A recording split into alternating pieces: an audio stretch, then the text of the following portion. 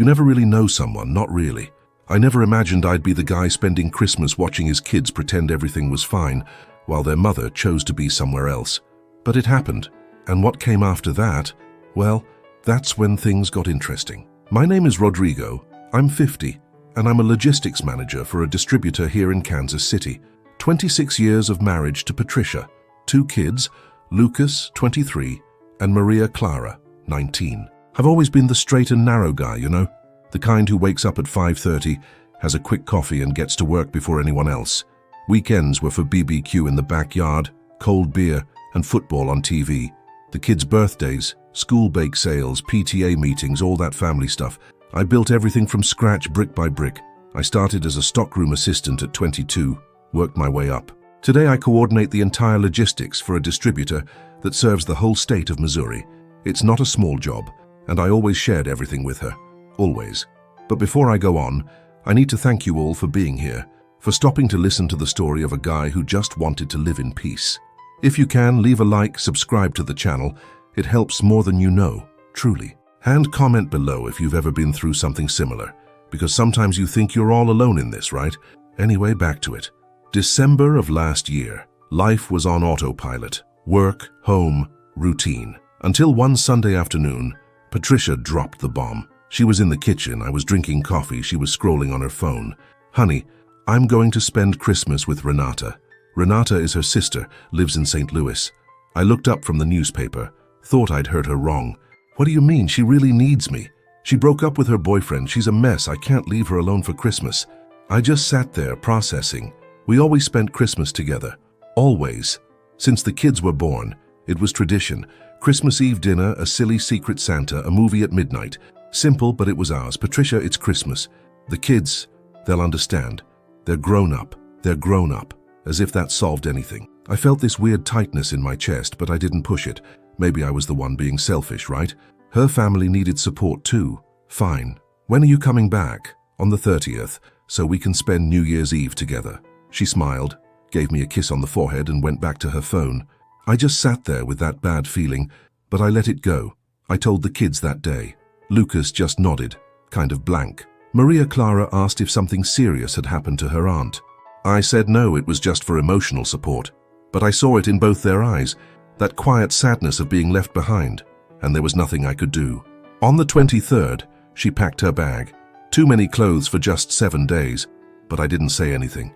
She said goodbye with a "call me if you need anything," got in her car and left. I stood at the door watching her drive away, that strange knot in my stomach getting tighter, but I swallowed it down and went back inside. Christmas was empty.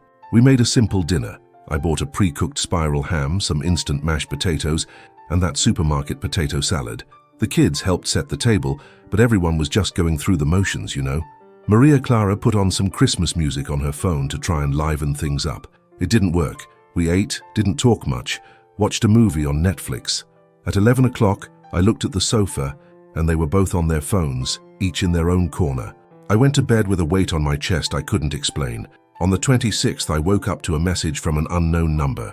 I opened it while still lying in bed. It was a photo. Patricia, in a fancy restaurant, smiling, with her arms around a guy I'd never seen in my life. I couldn't breathe. Seriously, I literally had to sit up in bed and take a deep breath. I zoomed in on the photo. She was wearing that red dress I bought her for her birthday. The guy was younger, handsome, the kind who goes to the gym every day, and she was smiling that way, the way she used to smile at me 20 years ago when we were dating. My hand was shaking when I tried to text. I called her once, twice, 3 times. Voicemail. I sent a message. Patricia, explain this photo. She came online, read it, didn't reply. I just sat there on the bed, staring at the phone. 6 hours, man. I waited for 6 hours. The kids went out to their friends' houses, and I was alone in that apartment, pacing back and forth, checking my phone every 2 minutes. Finally, around 5 in the afternoon, she responded, "Rodrigo, you're overreacting. He's a childhood friend I ran into here. Renata invited him to lunch. It's nothing. Childhood friend. Lunch. That hug. That smile. I'm not stupid. But look, after 26 years together, you want to believe it, you know. You want to think there's an explanation." So I swallowed it. I sent back a dry okay and put the phone down. But the lump in my throat didn't go away, not one bit. And then, things got worse. Slowly, but they did. She came back on the 30th, New Year's Eve, showed up with her suitcase at 3 in the afternoon, walked in like nothing had happened, tossed her purse on the sofa, went straight to take a shower. When she came out, she was all dressed up, wearing new perfume I didn't recognize. "Did you buy the black-eyed peas?" I was at the table drinking coffee. I looked at her. "I bought them." "And did the kids pick out white clothes?" "They did." She frowned. "You're acting weird." "Am I?" "Yes."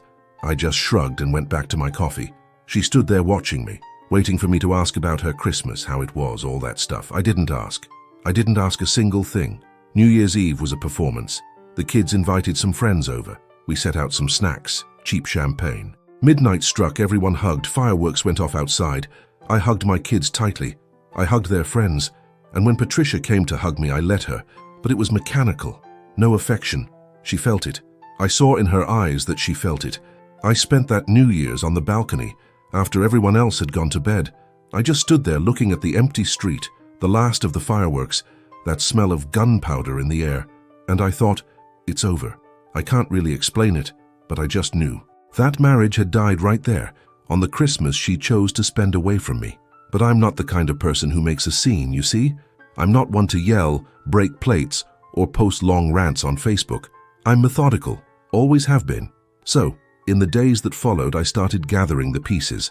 First, I pulled the statements for the joint account. We had an account we used for house expenses, groceries, things like that.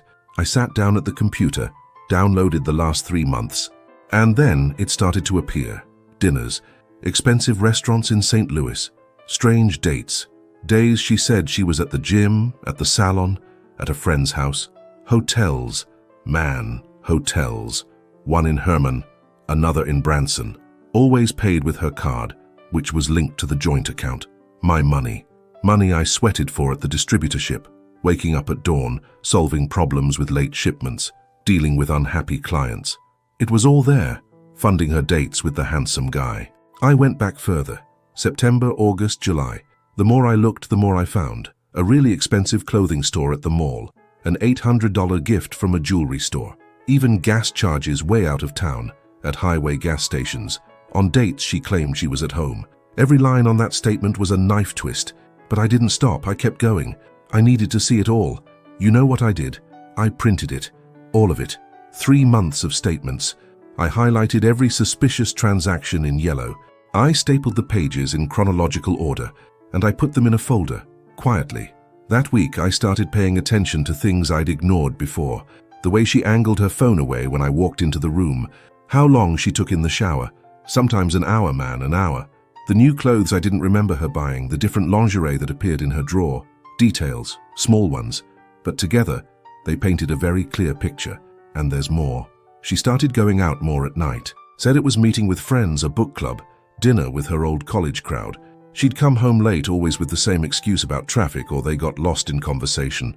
One time, she got home at almost midnight. I was in the living room, still awake, watching some random documentary. She walked in, saw me, and froze. Still awake? Still am. Can't sleep? Nope. She just stood there in the doorway, not sure whether to come in or go straight to the bedroom. She eventually went, and I stayed there in the dark, listening to the shower turn on again, washing off another man's scent.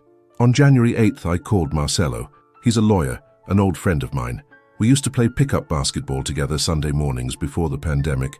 I scheduled a lunch, said it was urgent. We met at a quiet restaurant away from downtown.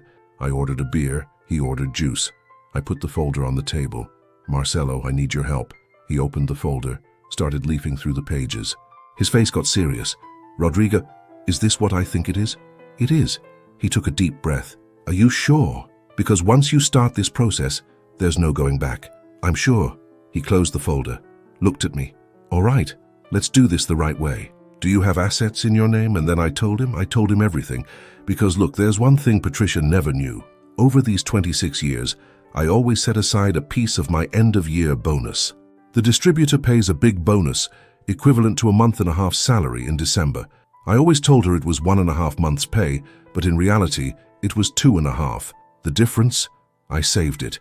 In an investment account in my name, an account she never even knew existed. In the beginning, it was small, $1,000 here, $2,000 there. But I kept at it. 26 years of saving. With interest, returns, annual deposits, I had $280,000. $280,000 she had no idea existed. It wasn't out of mistrust, you know. It wasn't because I was planning to get divorced one day. It was prudence. My dad always used to say, "Rodrigo, a man needs a nest egg that only he knows about. Not to hide, but to protect." And I followed his advice. I saved, silently, year after year. On top of that, the house we lived in, 3 bedrooms, 2 baths, in Brookside, a good neighborhood in KC, was mine. I bought it before we got married, with money I saved working like crazy in my early 20s. It's only in my name. Today it's worth about $680,000, easily, and there's more. My dad passed away in 2015. He left me a plot of land in Springfield, about 15 minutes from downtown. It's not huge, about 4,000 square feet, but it's in a good location near businesses, worth about $150,000. Inheritance. Also only in my name. Marcelo wrote it all down, ran the numbers. He looked at me with that lawyer face, the one that knows the game is already won. "Rodrigo, she's going to walk away with her share of the joint account and nothing else. The house is yours, bought before the marriage. The land is inheritance. The investment is a personal reserve, you're protected. And the kids, they choose who they want to live with. They're old enough for that." I nodded. I felt a weight lift off my shoulders, but at the same time an emptiness crept in. Because it's not easy, right? Planning the end of 26 years, it's not. "We're going to need more solid proof," he said. "The transactions help, but if you can get something more concrete." I didn't have to look hard, because she got careless. One night, early February, she was in the shower. Her phone buzzed on the living room table. I was walking by, saw the screen light up. A message from Bruno. "Missed you last night. When can I see you again?" I took a picture of the screen with my phone, quickly. She never even noticed. 2 days later, another message. I was in the kitchen. She'd left her phone charging by the refrigerator. The screen lit up. I glanced over. "I can't wait for you to get rid of all this so we can finally be together for real. Get rid of all this." Meaning me, the marriage, the life we built. I photographed that one too. I sent everything to Marcelo on WhatsApp. In the following days, she kept up the charade. Went to the gym 3 times a week, came back 2 hours later, hair wet, strong perfume, took calls hidden in the bathroom, answered texts and immediately turned her phone screen down when I entered the room. The kids noticed. Kids feel these things, you know? One day Lucas pulled me aside in the garage. He was washing his car, an old Honda Civic I gave him when he got into college. "Dad, Mom's acting weird." I stopped sweeping the driveway, looked at him. Weird how, I don't know, just different. Always on her phone, going out all the time. You've noticed it too, right? He wasn't stupid. Neither of them were. They saw everything.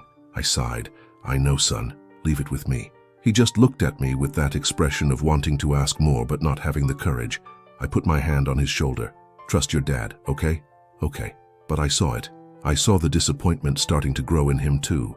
Because he saw his mother leaving, seeing, lying, and he couldn't understand why. Maria Clara, being younger, still tried to ignore it, but I knew she felt it too. And look, that was maybe the hardest part. Seeing my kids start to lose respect for their mother. Watching that admiration turn into suspicion. Because I could handle the cheating. It was painful, but I'd get over it. But watching my kids suffer because of it, seeing the light fade from their eyes, that was killing me inside. February turned into March. I had everything. Statements, screenshots, legal advice, organized documents. Patricia carried on, more distant than ever. She slept facing the other side of the bed, barely spoke to me. When the kids asked if everything was okay, she'd put on that fake smile and say yes, she was just tired. There was one day in mid-February when Maria Clara had her birthday, 19. Patricia didn't even remember. She woke up, had coffee, and left without a word. I was the one who bought the cake, organized a lunch, invited her friends over. When Patricia got home that night, Maria just looked at her and said, "Thanks for not forgetting, Dad." Patricia was speechless. She tried to apologize, said she'd gotten her dates mixed up. But we knew. She was so wrapped up with Bruno that she forgot her own daughter. That's when I decided. Enough. On a Saturday morning, March 16th, I waited for the kids to leave. Lucas had soccer practice with his friends, and Maria Clara was going to the mall with her college buddies. As soon as they were gone, I called Patricia to the kitchen table. She came over looking sleepy, still in her pajamas, holding a coffee mug. "What is it?" I put the folder on the table, the same one I showed Marcelo. She looked at it, frowning. "What's this?" "Open it." She opened it. She started turning the pages. Statements, highlighted transactions, screenshots of messages. The color drained from her face. When she got to the last page, the separation agreement already filled out, she went white, like ghost white. "Rodrigo." "No. Rodrigo, let me explain." "There's nothing to explain, Patricia. You spent Christmas with him. You left our kids behind. You spent my money on hotels and dinners. You lied to my face for months. You forgot our daughter's birthday because you were busy with him." She started to cry, that desperate sobbing cry, wiping her face with the back of her hand. "It was a mistake. I don't know what got into me. I want to fix this." I took a deep breath. I looked at her, and I spoke softly but firmly. "Forgetting to buy milk is a mistake. Being late for work is a mistake. You made a choice. You chose him at Christmas. You chose to lie. You chose to cheat. You chose him on our daughter's birthday. That's not a mistake, Patricia. It's a choice."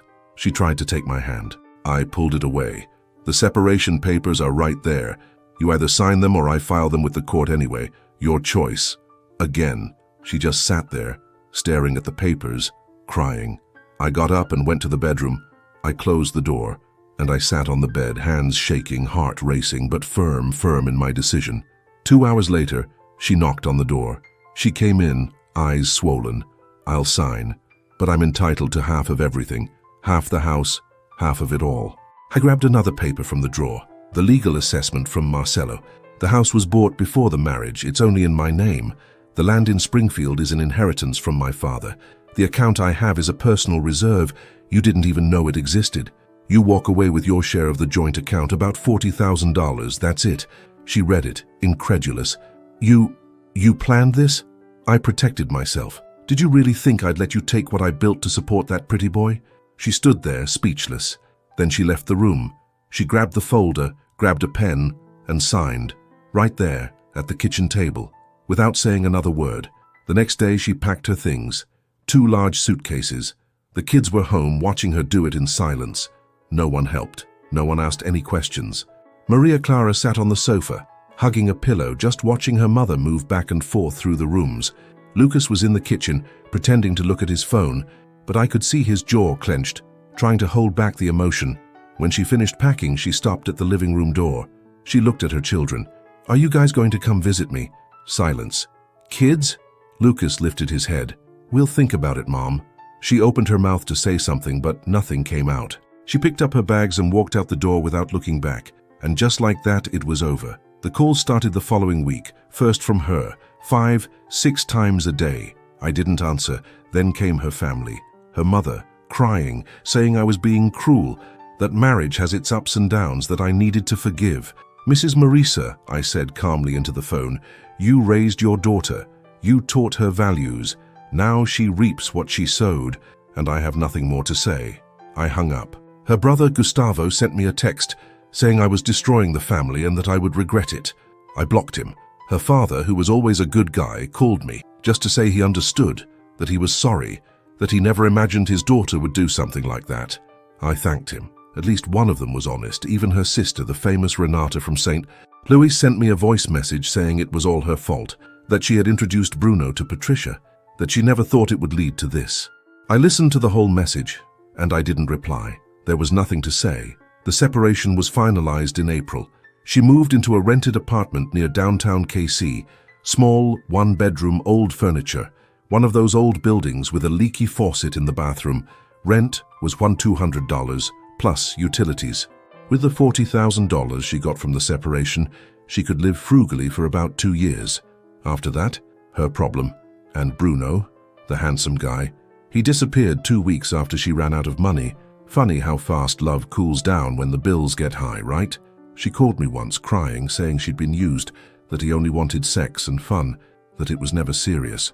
I listened to the whole thing in silence. When she finished, I just said, "Patricia, you made your bed. Now lie in it." And I hung up for the last time. The kids stayed with me. They were old enough to choose, and they chose their father. Lucas told me something a few days after the separation that I'll never forget. We were coming back from the grocery store, carrying bags into the house. He stopped in the middle of the living room, looked at me and said, "Dad, you were always here. Always." That was it. I held it together.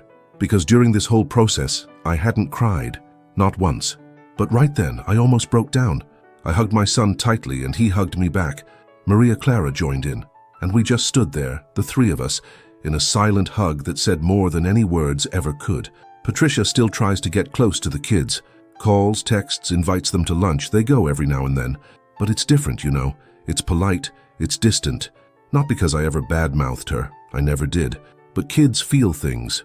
Kids know who stayed when things got tough. One Sunday, about 3 months after the separation, Maria Clara came back from a lunch with her mom. She sat on the sofa, real quiet. I asked if everything was okay. She looked at me and said, "She asked me to convince you to take her back. She said she still loves you." I took a deep breath. "And what did you tell her?" "That love isn't just a word, it's an action. And all I remember of hers is absence." That's when I understood my kids had grown up. Did it hurt? It hurt like hell. Nobody wants to see their kids lose their innocence like that, but they grew. They understood the weight of choices, and that in some twisted way was a lesson. Today, I live in the house with the kids. Maria Clara is finishing dental school last semester. She already landed an internship at a good clinic nearby. Lucas works with me at the distributorship, learning logistics. He's about to take over a coordination area soon.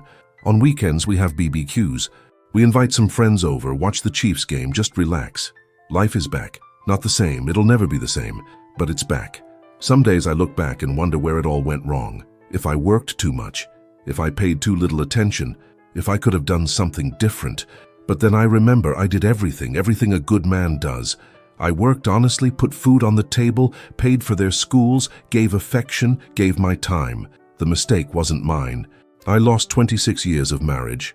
I lost the illusion that family is forever. I lost the naivety of thinking that doing everything right guaranteed reciprocity.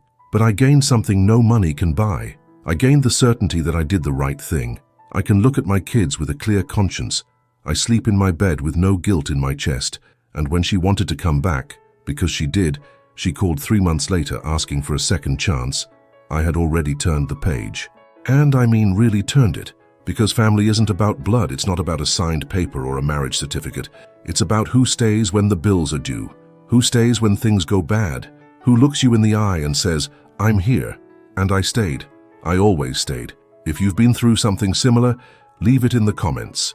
Sometimes just knowing you're not alone helps. And if you liked this story, or if it made you think, click the like button, subscribe to the channel. Every bit of support here encourages me to keep telling these stories. Thank you for making it this far with me. From the bottom of my heart,